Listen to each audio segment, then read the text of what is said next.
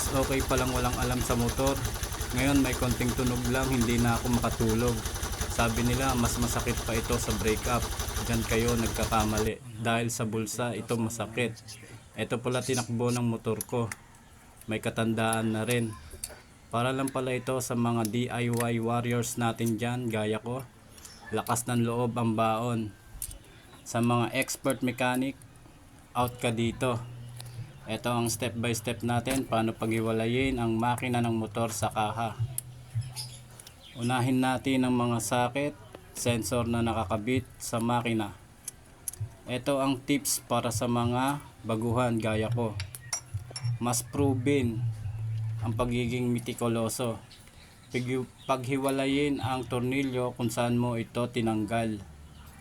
Ang diskarte ko dito, ibinabalik ko ang tornilyo kung saan ko ito tinanggal.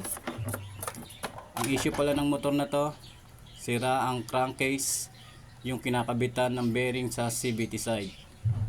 Ang solusyon natin dito, pa-build up. Sa machine shop tayo magpapagawa. Dahil yung bearing ayos pa, pero yung sa crankshaft kung saan siya nakalagay, pundido na, maluwag na siya.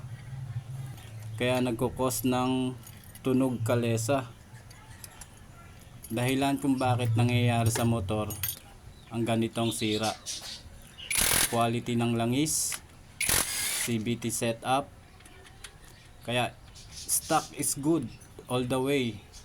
Nangyari lang ito nung nag-rides kami papuntang Bataan. Almost 200 km plus yung pinuntahan namin. Papunta pa lang yun. Sumabay pa ang overheat ng motor dahil hindi na healthy ang thermostat at water pump.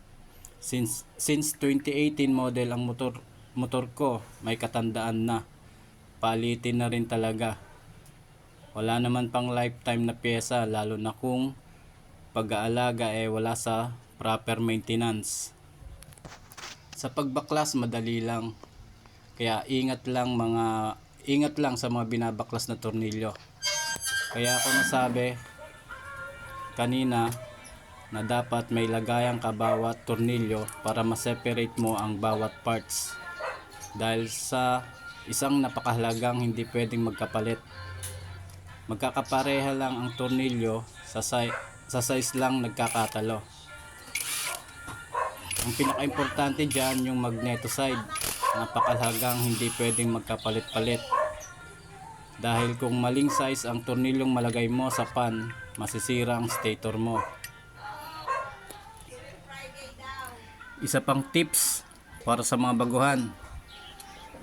Manood tayo ng YouTube tutorial.